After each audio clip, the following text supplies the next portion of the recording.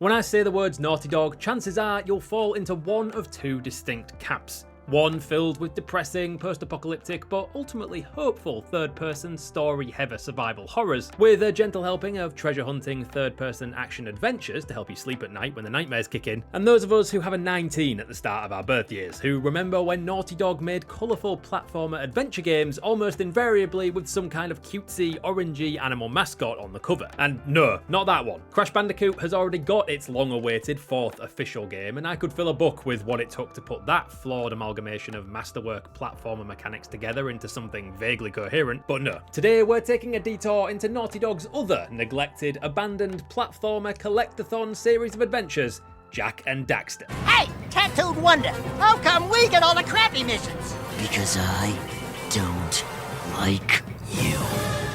Or more specifically, Jak and Daxter 4. Or I suppose Jak 4, since Naughty Dog very quickly decided to bin off the cheeky deviant of an Ottsel from the name of its games from the second game onwards. The idea of a Jak and Daxter reboot or sequel is one that just doesn't seem to die, and it's not like Naughty Dog have completely ignored the series over the last 15 odd years. You can find references to it spotted about The Last of Us, right down to the unlockable cosmetics and the games themselves appearing as Easter eggs, but they never seem to have quite been able to commit to the bit long enough to actually make Jak 4 happen. So what gives? Why, after a trilogy of critically acclaimed games that have gone on to receive collections of ports right up to the current gen of consoles, sold well and have an avid following of fans to this day, not received a proper sequel in almost 20 years. What the hell happened to Jak 4? Technically speaking, there have been more games that came out after Jak 3, but much in the same way that Crash Team Racing was technically Crash Bandicoot 4, it doesn't bloody count. Jak X Combat Racing was, actually, to its credit, a fun, explodey racing game at its core, ironically taking a lot of Crash Team Racing's ideas and ramping them up to 11. But I'm not sure we can really call it a proper sequel, even if it did finish off all the shippers and see our titular duo drive off into the proverbial sunset. And the less said about the lukewarm streak of Ottsel excrement known as The Last Frontier, the better. And that one wasn't even developed by Naughty Dog. Well, neither was Crash 4, but that's besides the point. And anyway, enough of what happened at the end. Join me in my little precursor time machine as we take a step back in time to the halcyon days of 2004. Sitting in my room, a younger Elliot beat Jak 3 for the first time, possibly the first time I'd ever played a full trilogy from the day it came out to the day it ended, and seethed with indignant rage as Jak, having just discovered that an ancient race of godlike beings called precursors were in fact just Ottsels in pants, and having just saved the world for the third time, stepped off into a spaceship? Time machine? I don't know, the details are hazy, and seemingly stuck a nail in the coffin of the series. Before revealing, fooled you, Jak's not going anywhere, we have so many adventures left.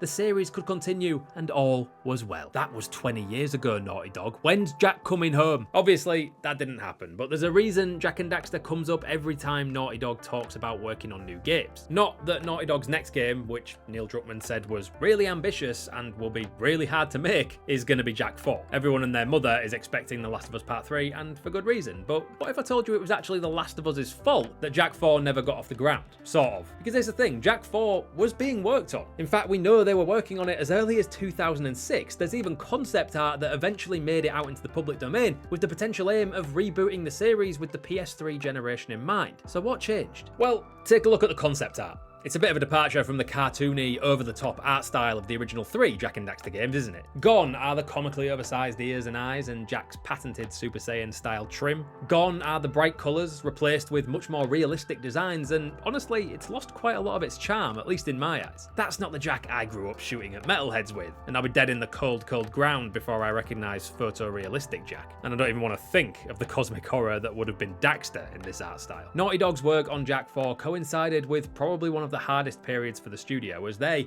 like many other developers at the time, were faced with the challenge of stepping up to the PS3.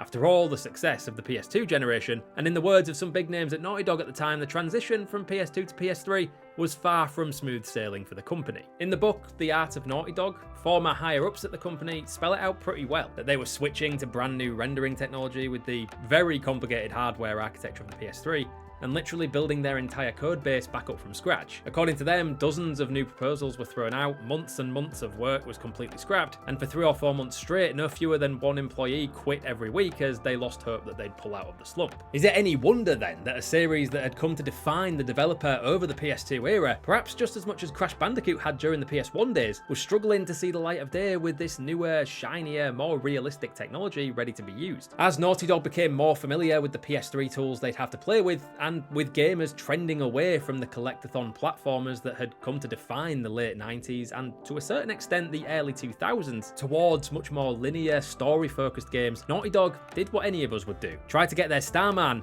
into another leading role. It's not like Naughty Dog didn't have previous with this kind of pivot. A lot of developers and game series make the conscious decision not to grow up with their audience, instead sticking with a winning formula that appealed to the widest spectrum of kids, which in 2006 was still largely the main target market to hit if you wanted some success. But Naughty Dog had already managed to negotiate the growth pains once, riding arguably on the coattails of GTA 3's success and turning what had been, for the most part, a comedic but relatively gentle platformer, where you use the power of nature to beat the big bad evil guy in Jak and Daxter, into a grungy action-adventure where you got to steal Zoomers and shoot guns as you try to overthrow a corrupt government in Jak 2. Surely then, they could steer through these rocky waters too. And thus, we arrive at the concept art I showed you earlier. Naughty Dog's one attempt to style Jak up to the PS3 generation, take advantage of its power for more realistic graphics, and incorporate a classic mascot for the developers into the next gen of consoles. But it never got off the ground. According to what sources have spoken about it, the switch to a more linear style of storytelling, the more grown-up visuals,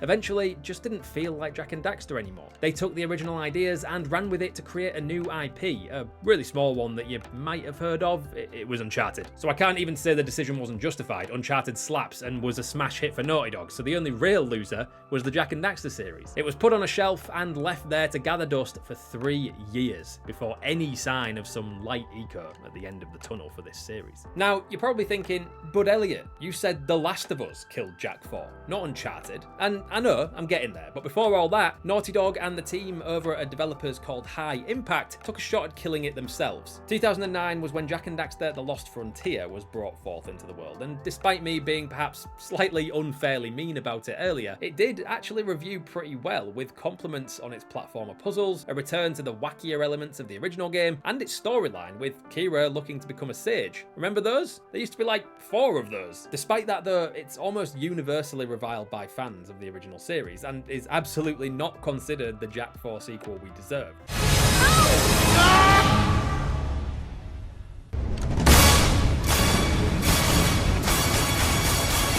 Something Naughty Dog themselves have all but agreed with. They only passed it on to High Impact Games because they couldn't make a Jak and Daxter game and Uncharted 2, which was their main focus between 2007 and 2008, so the work was passed on. And the overwhelming feeling from everyone involved is that no one was happy that this, as of right now, is Jak and Daxter's swan song, their final appearance in a game of their own.